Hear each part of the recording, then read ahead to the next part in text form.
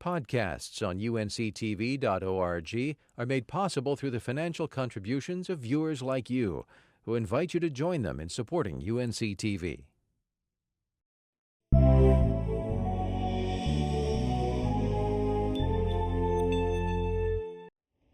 Like it or not, politics matters.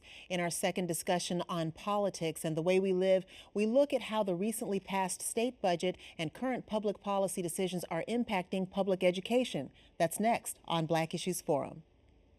Quality public television is made possible through the financial contributions of viewers like you, who invite you to join them in supporting UNC-TV.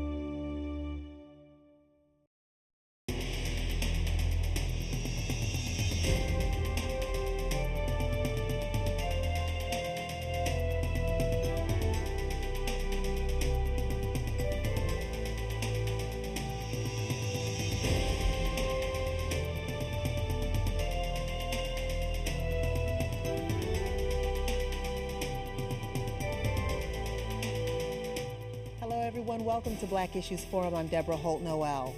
In June, the General Assembly approved a $19.7 billion budget, which included a $1.7 billion cut in spending. Public education took on $459 million of that cut, a painful reality that is certain to be felt in the coming months. Today, we're going to talk about what this reduction in spending will mean to you and the way public education functions.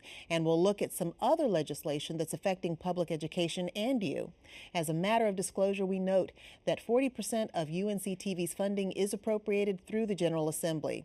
Now, I'd like to introduce today's distinguished panel, Dr. June Atkinson, State Superintendent of Public Instruction, Daryl Allison, President of Parents for Educational Freedom in North Carolina, and Chris Hill, Director of the Education and Law Project for the North Carolina Justice Center. All of you, welcome so much to Black Issues Forum. Let me just start off by asking you, June, what kind of statement do you believe the decisions made that leading up to the passing of the state budget says about North Carolinians' thinking on public education? Well, North Carolina is recognized throughout the United States as making more progress in education than about any other state. And our state has a history of making a commitment to public education. Before the General Assembly session, we were funded at approximately the 42nd in the nation. And with the budget, we are very close to either being funded at the 50th state at the bottom or the 49th state. So what is that saying about our public? Because quite often what we're hearing from our legislators and representatives is that they have acted in the interest of the public. So what does this decision say about where North Carolinians are placing the importance of education? Well, with the current budget, we are dangerously thin in public education. And it is very critical that we make an investment in public education because it is our future. We must prepare our students for the world that they're going to face, and it is in the best interest of economic development of our state that we make that investment now so that we can reap a return later. And this budget has some good points. It will help public education in several ways, but there are other ways where we see that we are dangerously thin when it comes to making sure that not just a few children succeed, but that all of our children succeed and are prepared for the future that they're going to face. Well, we know that the decision has already been made, the budget has been passed. At the same time, what might have spared us, if anything, Chris, from having to make these tough decisions about cuts to public education funding? Well, I think that we have to start off with the premise that we didn't have to make tough decisions, because if we'd had a balanced approach to a budget which included revenue, we might not have to have faced these cuts, and they wouldn't have been so drastic. Daryl, can I get your thoughts on that? Well, I take it, when we talk about education in North Carolina, I definitely support our public schools and public education. We have to also look at, the other models in North Carolina. We have public charter schools. I always like to say public charter schools. They are public schools. And there was some legislation that was passed that's going to allow families be able to finally, in the years to come, have that as an option. We have over 38,000, close to 38,000 families that are currently on waiting lists at these public charter schools. We also have to factor in North Carolina that we have a number of homeschoolers.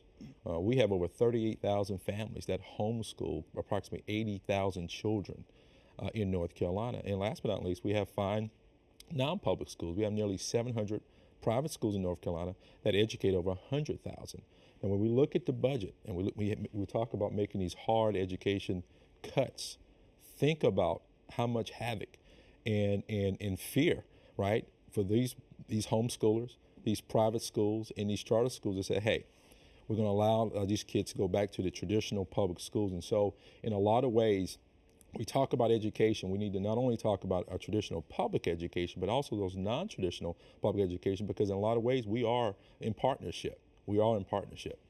And I think of what you said about the public charter schools, certainly a great strategy to make sure that we personalize education for every child and that we make every child successful. But when we see the 5% cut of the budget for our public schools, that 5% cut also affects our public charter schools. And then when we also see that the General Assembly included another $29 million to send to the school districts and to our charter schools to say to them, we've cut 5%, but now it's going to be up to you to decide which bucket of funding that you need to cut to return $429 to $430 million to us. We see that that's going to have an impact, and it will have an impact on our traditional schools as well as our public charter schools. Well, as those decisions are being made on the local level, what is your hope in terms of what they will place as priority when making the decision about this reduced funding that they have to allocate? Well, I encourage our local school districts to, first of all, see how they can continue to support that all of our students graduate from high school, and how can they continue to support high achievement for all students. And 3, how can they support all of our students being career and college ready? And they should be the guiding goals for how they will make decisions about where they make cuts. That means that school districts will not have as much money for instructional supplies. That was an area that was drastically cut. Some students may have to wait longer for the school bus because they will have to consolidate some routes. Our class sizes will be larger in grades 4 through 12, and we will not have as many adults in the schools as we have had in the past. I'd like to Chris, comment please. on that also. When the General Assembly made the cuts that they made, but said that they weren't going to, no teacher would lose their job, what they did was they gave money with one hand and then are going to take the money from with the other. Teachers are going to lose their jobs because local education agencies are going to have to make tough choices. There's going to be a lot of teacher assistants who are no longer going to be employed. And for a place like the Justice Center, where our constituents are low-income residents of North Carolina, the job of teacher assistant does not require as much education, and so it's an important job for our communities. In addition, we will lose custodians, and a lot of the teacher assistants were also bus drivers. So we're losing a lot of jobs, and we're also losing support for the classrooms. We anticipate that we will have cut 9,200 positions. Now, that doesn't equate to 9,200 people, but these are 9,200 positions where the General Assembly has said in the past that we need this capacity to educate all of our children well.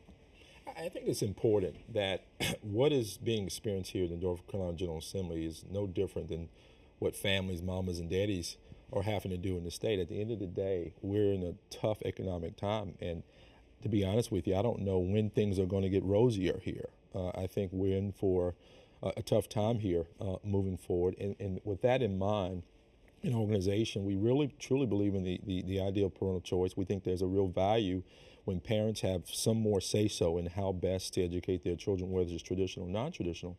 But one of the points I like to make out is that there's also a byproduct with that, in that with the fact that we have more charter schools, we eliminated cap on charter schools. To run a charter school costs significantly less than to run a traditional public school. And when we look at the public charter schools in North Carolina, they run on 70 cents to the dollar than our traditional schools. And when we look at, say, for instance, House Bill 344, special needs tax credit, that will now allow for parents and families with children with special needs now being able to attend the non-public schools, there's a savings component. We're talking about in tune of $14 million. And so I say to you that in 2011, I think that the foundation has been laid for us to really look at, in the 21st century, a new paradigm shift and how we're looking to educate our children. That when we're challenged with the budget, let's look at ways in which we can have savings. Let's look at ways in which we can empower parents to have more choice in education. At the same time, have a direct benefit that can really savings for our state. So maybe that's more money, more resources that we can direct back to our traditional public school system. And now, are the public charter schools also working with the same success outcomes and measurements that the general public schools are? Have you all, have charter schools rather, measured outcomes that are comparable to public schools? Well, Superintendent Atkins will tell you that reporting, achievement, evaluations, and things of that nature, they have to report to Department of Public Instruction. Again, they're public charter schools, and so that reading those assessments have to be directly reported. And one of the reasons why our charter schools can operate with a smaller budget is that they do not have to provide transportation to students, nor do they have to provide lunch to students. And so those are two factors that are considered when we determine how much is spent per pupil, even though... I'm sorry, so that's already taken into consideration? Well, what I'm saying is, as we're talking about educating a student for 70 cents on the dollar, then one of the reasons why charter schools can operate at a lower cost is because they do not have to provide transportation, whereas our other schools do have to provide transportation, and our other schools also have to provide lunch. And with charter schools, we have the same outcomes with reading and mathematics and our end of course test and our graduation rate as we do with the other schools. And as there are lots of studies, and some say that charter schools are doing better, and some other studies say that charter schools are not doing as well. So I believe in our state we have great charter schools. We have, as we have other public schools, we have those in the middle as we do in other public schools, and we have some charter schools that are not doing as well. And when you really look at the charter school movement, it really is young in its development, and North Carolina probably has had the largest number over a period of time than other states. And if I may, one of the issues about charter schools is that they also don't have to take every child like traditional public schools do. For example, one of the best charter schools in the state is Raleigh Charter High School. However, if you can't pass in 9th grade Algebra 1, then you don't get into Raleigh Charter High School. So they don't take every student that comes to them. In fact, they're allowed to pick and choose the students they want based on application and who they choose to serve. And some of the studies show that, in fact, the Credo study in North Carolina showed that reading scores went significantly higher in charter schools. However, math scores were significantly lower. Nationally, 17% of charter schools do better than traditional public schools. About 36 do about equal to traditional public schools, and the rest don't do as well academically as traditional public schools.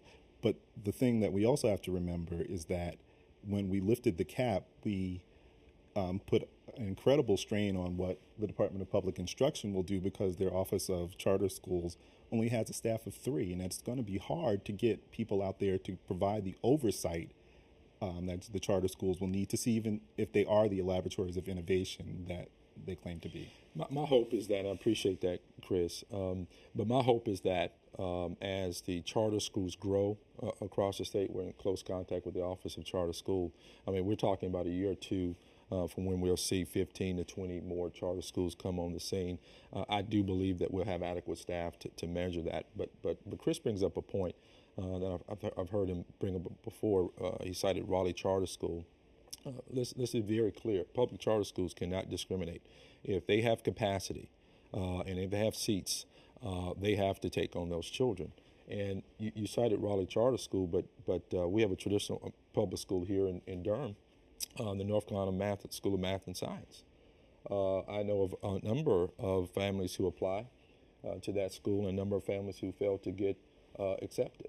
And what I think we need to really look at that, because in our traditional schools we have unique models. We have magnet schools, we have specialty schools in our traditional schools. Why should public charter schools be any different? Why can't in the public charter school setting we have specialized, targeted math and science directed curriculum, and you name it, so that those students that have that acumen, if you will, that talent, if you will, we harness that and we direct it and control that. And it really will be interesting to watch what happens with some of our charter schools as a result of not having an enrollment cap.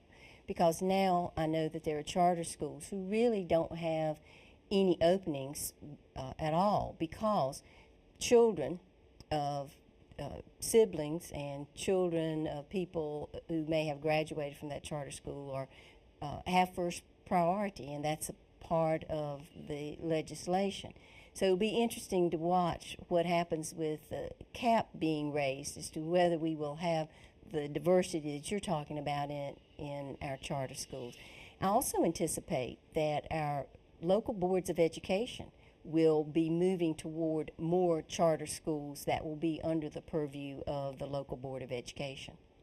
And it's probably important to also note or talk about what requirements the charter schools have to meet in terms of having diversity within their classrooms, and also with end of grade test scores and achievement scores. Are they subject to the same standards? Yes, all of our elementary charter schools must administer the same end of grade exams that our other public schools do. And that would be true of the middle school, and if they have high schools, then they are to administer the same end of grade or end of course test also. I'd like to hit on this point of diversity. I think it's very important, and I think statistics show that when you look at the racial makeup of our traditional public schools, it's really no different than the racial makeup of our traditional public charter schools. And another point I want to make a point, and that is I believe in diversity. I believe that we should not have or we should support schools that discriminate racially. That's important. But I also have to say that I've been to a number of non-traditional schools, non-public schools, as well as charter schools that have a high concentration of low-income and mostly minority students. One in Winston-Salem, Quality Education Academy, they took in, Superintendent, 135 new students coming from the traditional public school system. Their proficiency rating was at 51%. This year, those 135 students are at 81%. That was reported to DPI. It's another school, public charter school, Sugar Creek Charter. Math and science, we all know that we really have to do a better job with that. 700 students, 90% minority, 96% free and reduced lunch, 85% proficiency in math, 81% proficiency in science. So when we look at the fact that, that's a lack of diversity, if you will, high concentration of minority, low income, they're getting the job done. So I'm for diversity, but not for diversity's sake. At the end of the day, we want to make sure that the schools are adequate, that our children are succeeding. And if have 50% white, 50% black in the classroom and achievement is happening, I'm for that school. If it's 100% minority and children are knocking it out of the box in terms of performance, I support that school. Yeah, as I look at our public schools and our charter schools, I believe that there's so much rich instruction that takes place because you have a diverse population. And that rich instruction, where I learn about you and you learn about me because we may be different, cannot necessarily be measured by an end of grade or end of course test. So I believe we need to look at our assessment system or our accountability system as an indication, but not the only indication of how well we are educating our children. And I'm sorry. I'd also like Please. to add that one of the dangerous things that came through in the charter school debate, and this definitely didn't come through Parents for Educational Freedom because they're about choice, but the competition model of what schools are. That there was a free market analogy that was constantly being made, and schools are not businesses and children aren't widgets. And we have to make sure that we provide not only the sound basic education that's constitutionally required, but a high quality education. And you're not going to get that by making schools businesses. Now, we've been talking about some of the policy decisions, budget decisions that are being made by legislators in the General Assembly, and the fact that it's the voters who have the power to put these folks in the place and make these decisions on everyone's behalf. Talk a little bit about some other policies that are on the table, Chris, with regard to public education. I'm thinking specifically in the area of discipline within schools. What's on the horizon? Well, we have a new school discipline law, which came about through several groups working together: the School Boards Association, the School Administrators Association, the Justice Center, Duke's Children Advocacy Clinic, Children's Law Clinic. And it was a 2-year study group. And what they did was looked at the differences between what was going on and what school discipline really needed to be. Through that legislation, there is no longer mandatory 365-day suspensions for anything except what the federal law requires. So there'll be more discretion in discipline, and also there'll be better reporting about discipline. And it was important to codify some case law that had not been codified in the law previously, and also put into practice some of the things that were occurring, so there'd be less litigation. So it was a bill that made everybody happy, or as close as we can to making everybody happy. So it was about compromise, but the important thing for us is that students are no longer going to be harshly punished, and there won't be over-criminalization of student conduct. And to me, that bill makes so much common sense, because when you think about our zero tolerance laws that we've had, you would have a student who perhaps forgot that he left his little water gun in his backpack and came to school, and then he discovers it, compared to a student who intentionally brings a gun to school. So it really does give the professionals in the school greater discretion to make sure that the punishment is equal to, or the consequence is equal to the whatever this child did. And in the last couple of minutes, I know that you mentioned it a little bit earlier, but another, what I would say, a positive move legislative-wise, the $6,000 tax credit for parents. How does that work?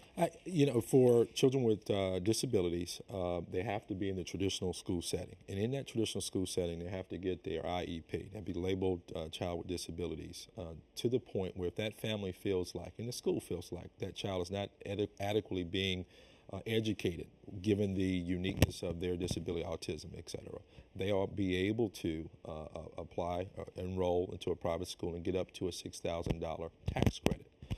Not redirecting money from the Department of Public Instruction, but it's from that family. It's based on their income.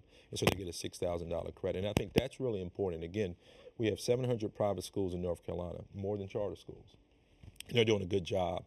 And my thought is, look, when we look at the communities, when we look at urban issues and rural issues, to be able to build upon that, let's target when we see the achievement gap between children of color and Caucasian is widening, not being reduced. Let's look at some specialized models where families in working middle class can also benefit from an array of school options, traditional public school, public charter school, and non-traditional school. And so when you look at the public charter school elimination of the cap, and you look at the special needs measure that passed for non-public education, again, I think that's an opening, and that's something that we should walk into and embrace here in North Carolina moving forward for more of our families. And Dr. Atkinson, I'm going to give you the last word in the last few seconds. You know, a message to parents and administrators and the leaders out there making decisions about our public education system. Every day the General Assembly meets, they are making decisions that will have an impact on our parents and our students. And it is critical that our parents watch the action of the General Assembly and that they express their opinions, they express their desires, because without the active involvement of our parents in the political process, we will not be able to make sure that every child in our state is prepared for the future. I'd like to thank Dr. June Atkinson, Daryl Allison, and Chris Hill for coming out to share their views and expertise. For more information or to get in touch with today's guests, visit us online at unctv.org/BIF. You'll find links to email us your comments and join us as fans of BIF on Facebook. Or you can call us on the BIF line at 919-549-7167. Be sure to meet us right back here each Sunday afternoon at 4:30 for Black Issues Forum. I'm Deborah Holt Noel. Thank you for spending your time with us.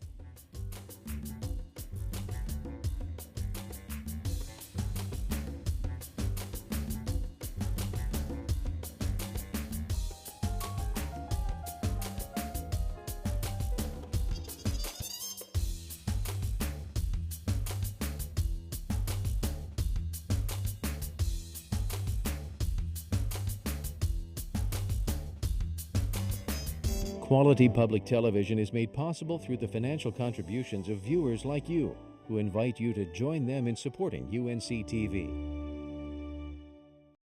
Podcasts on UNCTV.org are made possible through the financial contributions of viewers like you, who invite you to join them in supporting UNC-TV.